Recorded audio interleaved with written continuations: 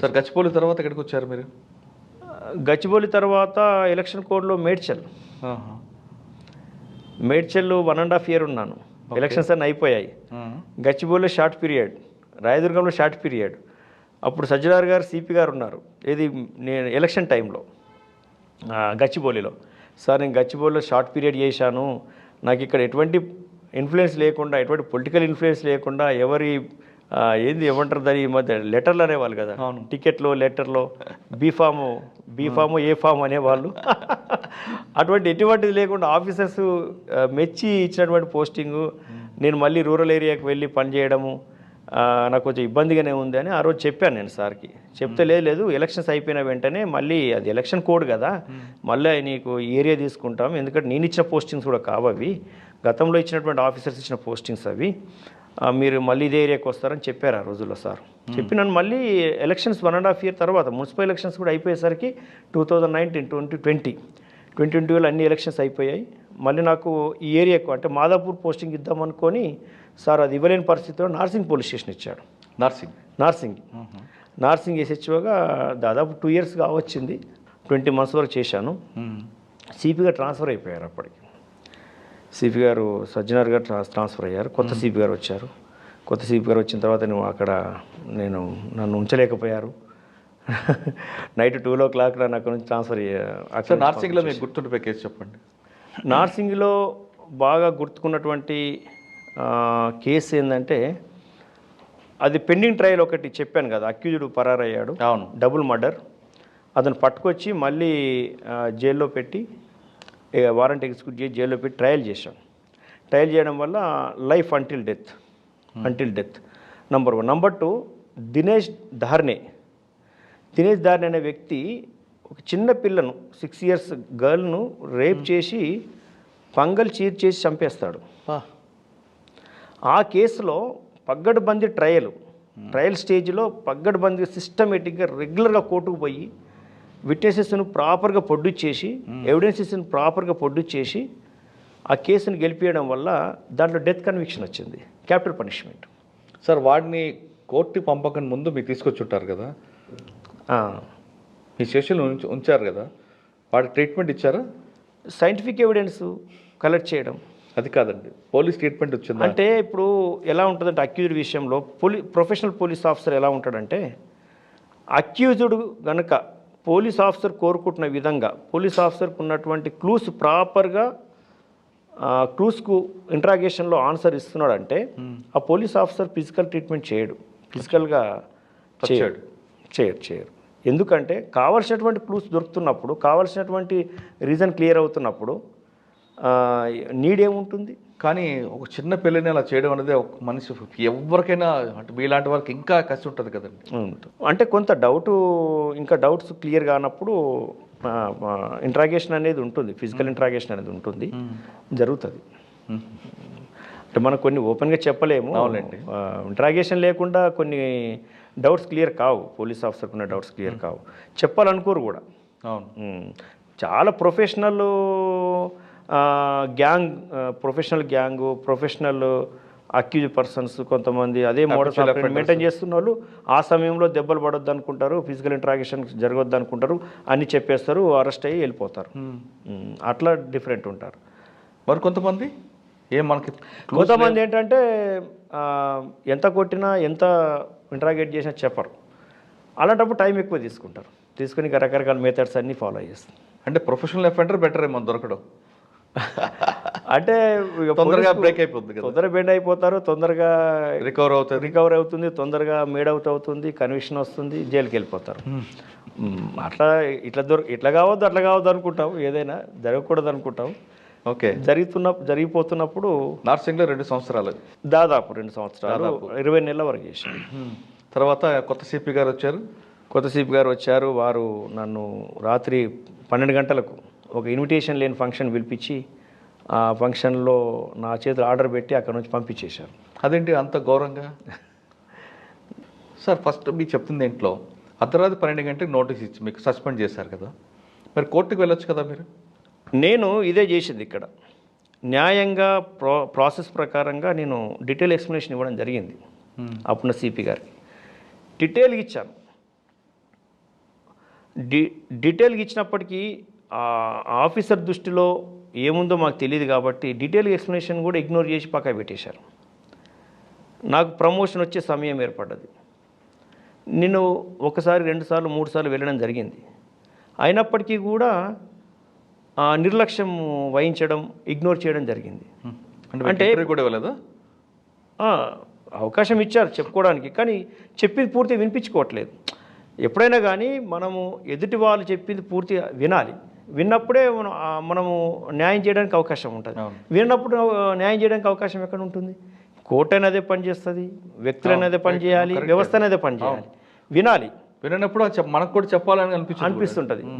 మనం చెప్తుంటే ఒక దిక్కు చెప్తుంటే ఒకవైపు కిందికి తలబెట్టి కిందికి వినట్టుగా ఏదో సొంతంగా పని చేసుకుంటుంటే ఇగ్నోర్ చేస్తుంటే ఏం చెప్పాలనిపిస్తుంది? చెప్పాలనిపించదు. అలాంటప్పుడు నేను చేసింది అదే పని. తప్పు చేసిన వాళ్ళ దగ్గరికి వెళ్ళి తప్పు చేయలేదని చెప్పుకోవాల్సిన అవసరం లేకుండా కోర్టుకు వెళ్ళాను. నేను వెళ్ళాను. కోర్టు రిట్ ఫైల్ చేశాను. కోర్టు రిట్ ఫైల్ చేసిన తర్వాత సుదీర్ఘంగా వాదనలు జరిగాయి. నేను ఇచ్చిన ఎక్స్ప్లెనేషనే నాకు అఫిడేవిట్ అయింది. అఫిడేవిట్ ప్రకారంగా కోర్టు పూర్తిగా పరిశీలించి నా మిస్కండక్ట్ లేనట్లుగా, నేను ఎటువంటి అవిధేయత నా దగ్గర లేనట్టుగా, నేను ఏం తప్పు చేయనట్టుగా నాకు జడ్జిమెంట్ ఫేవర్ వచ్చింది. ఆ జడ్జిమెంట్ ఫేవర్ రావడం వల్ల నాకు ప్రమోషన్ వచ్చింది. నాకు ప్రమోషన్ రావడం వల్ల నేను క్లీన్ చిట్తో బయటపడ్డాను. అంతేకాదు నాతో సస్పెండ్ అయినటువంటి లక్ష్మణ్ ఎస్ఐ కూడా దాంట్లో జడ్జిమెంట్ ద్వారా ఆయన కూడా బయటపడ్డాడు దాంట్లో. ఎస్. అంటే ఇక్కడ ఏంటంటే వ్యవస్థలో మనము ప్రభుత్వం సెలెక్ట్ చేసి మనకు బాధ్యతలు అప్పగించింది అంటే మనము ఖచ్చితంగా ప్రమాణం చేస్తాం. ప్రమాణం చేసినట్టుగా ఖచ్చితంగా ఉండాలండి. అప్పుడు వ్యవస్థ ఏమనుకుంటుంది, మన అత్యంత విశ్వాసపాత్రులుగా నమ్ముతుంటుంది వ్యవస్థ. కానీ వ్యవస్థ ఒక తీరు మనం నమ్మి స్థానంలో పెట్టినప్పుడు, మన మీద ఉన్నటువంటి బాధ్యతలు అలా ఉన్నప్పుడు మన పనితనంలో ఇంకో తీరు ఉండకూడదు. వ్యవస్థ ఎట్లా తయారైపోయిందంటే దొంగలే నమ్ముతున్నారు, చెడ్డవాళ్లకు చెడ్డవాడు ఇష్టపడుతున్నాడు. ఆ సమయంలో ఏం జరిగితే బాగుంటుంది, ముక్కుసూటిగా వెళ్ళే వ్యక్తి అవసరం లేదు, ప్రొఫెషనల్గా వెళ్ళే వ్యక్తి అవసరం లేదు, పనిమంతులు అవసరం లేదు, రియల్ పోలీస్ ఆఫీసర్ ఆ సమయంలో ఉండకూడదని కోరుకుంటారు కొంతమంది. సార్, రియల్ పోలీస్ అన్నారు కాబట్టి మీకు క్వశ్చన్ అంటే, సాధారణంగా మీరు అన్నట్లుగా యూనిఫామ్ వేసుకున్నప్పుడు మనం ఓట్ తీసుకుంటాం. ఆ ఓట్ ప్రకారం మనం రావాలి, రిటైర్ అయ్యే వరకు అదే ఓట్ ఉండాలి. కానీ కొంతమంది ఆఫీసర్లు ఫస్ట్ యూనిఫామ్ వేసుకోగానే అసలు టెరిఫిక్గా పనిచేస్తారు. క్రమేపీ ప్రమోషన్ వచ్చిన తర్వాత వాళ్ళ మార్పు ఎందుకు వస్తుంటుంది? అంటే ఒకటి బేసిక్లో మార్పు రాదు. పని చేయాలనుకున్న వ్యక్తి మొదట్లో ఎటువంటి లక్ష్యాన్ని పెట్టుకుంటాడో అదే లక్ష్యంతో. కానీ కొంతమంది ఆఫీసర్లు, మీకు ఎదురైన ఆఫీసర్లు, మీరు ఒక విక్టిమ్ అయిన ఆఫీసర్ కూడా గతంలో మంచి టాప్ ఆఫీసర్, కానీ తర్వాత ఎందుకు మార్పు వచ్చింది అనుకోవచ్చు? అది మీరు అన్నట్టుగానే చాలామంది అన్నారు. ఈవెన్ క్షేత్రస్థాయిలో బేసిక్ లెవెల్లో బాటమ్ లెవెల్లో పనిచేస్తున్న వ్యక్తి కూడా ఆ మార్పును గమనించారు. ఎందుకు అలా అయ్యారని. అలా అవ్వకూడదు, దురదృష్టం. అటు అవ్వడం దురదృష్టం. అత్యంత విశ్వాసపాత్రులు అటు అవ్వడం దురదృష్టం, వ్యవస్థకు దురదృష్టం. సొంత లక్ష్యాలు, సొంత ఎజెండా పెట్టుకొని చేయడం అన్నమాట. సొంత ఎజెండా పెట్టుకొని చేయడం. అది ఫైనల్గా మీరు డిఎస్పీ రైట్. సార్, మీరు మంచి కన్విషన్ తీసుకొచ్చారు. ఏదో మధ్యలో ఒక దెబ్బ పడింది, అది మంచో చెడో జరిగింది మీకు. మనం తీసుకునే దీన్ని బట్టి ఉంటుంది. ఒకటి మంచి అనుకోవచ్చు, ఇంకోటి చెడు కూడా అనుకోవచ్చు. కొంతమంది చెప్తుంటారు మీ డిపార్ట్మెంట్లో ఏది జరిగినా మనం మంచిగా అనుకోవాలి అని మీ సీనియర్ ఆఫీసర్ కూడా అంటుంటారు. అంటే ఒక ఆఫీసర్ యొక్క యాటిట్యూడ్ తెలుస్తుంది, లేదు ఫ్యూచర్లో ఇటువంటి ఇబ్బందులు రాకుండా ఉండాలంటే మనం ఏం చేయాలి అనే విషయం కూడా మీకు ఒక లెసన్ అనుకోవచ్చు. ఫైనల్గా తీసుకుంటే ఈ డిపార్ట్మెంట్లోకి వచ్చే వాళ్ళకి, యాస్పిరెంట్స్ అవ్వచ్చు లేదా ఆల్రెడీ డిపార్ట్మెంట్ ఉన్న వాళ్ళకి మీరు ఇచ్చే మెసేజ్ ఏంటి? ఇప్పుడు మీరు ఎన్సీసీలో ఉండి ఆ యూనిఫామ్ మీద మోజుతో ఇందులోకి వచ్చారు. చాలామంది ఎన్సీసీలో కదా పోలీసులు చూసి కొంతమంది వస్తుంటారు, లేదా మీ ఇంటర్వ్యూ చూసి కొంతమంది రావాలనుకుంటారు, లేదా మీ ఊర్లో వాళ్ళు కొంతమంది రావాలనుకుంటారు. ఆ విధంగా పోలీస్ అవ్వాలని ఈ డిపార్ట్మెంట్ రావాలనుకున్న వాళ్ళకి మీకున్న కష్టాలు అన్నీ చూసుకున్నారు కాబట్టి వాళ్ళకి రమ్మంటారా, రావద్దంటారా? వస్తే ఏ విధంగా ఉండాలి? పోలీస్ వ్యవస్థలోకి యువత రావాలి. ఎందుకంటే రానున్న రోజుల్లో కొత్త ఛాలెంజెస్, సవాళ్ళు, ఈ సమాజం ప్రశాంతంగా నిద్రపోకుండా ఉండడానికి కొత్త సవాళ్ళు వస్తున్నాయి. వాటి నుంచి ప్రజల్ని రక్షించడం కోసం, ప్రజల్ని సుఖశాంతులతో ఉంచడం కోసం యువత పోలీసులకు వచ్చి పోలీసింగ్ చేయాల్సిన అవసరం ఉంది. ఓకే. యువత వచ్చి ఖచ్చితమైన ట్రైనింగ్ ద్వారా ఈ వ్యవస్థను, సమాజాన్ని రకరకాల సవాళ్ళ నుంచి రక్షించాల్సిన అవసరం ఉంది. కాబట్టి యువత రావాలి, వచ్చి పోలీసింగ్ చేయాలి. వాళ్ళు పోలీసింగ్ చేసే విధంగా వాళ్ళకు వనరులు, టెక్నాలజీ అన్నీ సమృద్ధిగా అందుబాటులోకి తీసుకొస్తే యువత పనిచేయడానికి కూడా ఆసక్తి చూపుతారు. అట్ ద సేమ్ టైం సవాళ్లకు అనుగుణంగా సిబ్బంది కూడా అన్ని స్థాయిల్లో సిబ్బంది సమృద్ధిగా ఉండాలి. సిబ్బంది లోటు ఉండడం వల్ల కూడా ముందు సాగలేకపోతుంది వ్యవస్థ.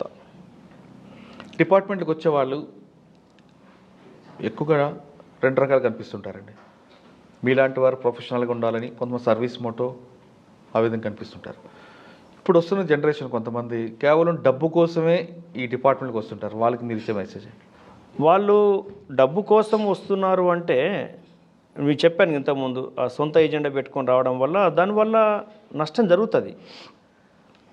వాళ్ళని కొనసాగించాలన్నా వదులుకోవాలనేది డిపార్ట్మెంట్ నిర్ణయం తీసుకోవాలి. ఒక స్పష్టమైన నిర్ణయాలు తీసుకొని, ఆల్రెడీ CCA రూల్స్ ఉన్నాయి, కోడ్ ఆఫ్ కండక్ట్ రూల్స్ ఉన్నాయి. దాని ప్రకారంగా రూల్స్ స్ట్రిక్ట్గా పాటించాలి, స్ట్రిక్ట్ యాక్షన్ తీసుకోవాలి. పనిచేయని వాళ్ళతోని అవసరం లేదని రిటైర్మెంట్ సిస్టమ్ పెట్టాలి. ఈ కంపల్సరీ రిటైర్మెంట్ సిస్టమ్ కూడా పెట్టాలి. పోలీస్ వ్యవస్థలో అందరూ ఈ స్థాయిలోనే రిటైర్ కావాలని కోరుకోవడం కూడా కరెక్ట్ కాదు. కొంతమంది అనారోగ్యంతో కొనసాగుతుంటారు. అలాంటి వాళ్ళ వల్ల పోలీసింగ్ జరగదు. ఉన్నవంటే ఉన్నాను అన్నట్టుగానే ఉంటుంది, బొమ్మలాగా పనిచేస్తుంటారు. అటువంటి వాళ్ళతోని ఈ సవాళ్ళన్నీ స్వీకరించడము, ఈ సవాళ్ళన్నింటినీ ఛేదించడము జరగదు వాస్తవానికి. అదనేది జరగాలి. అది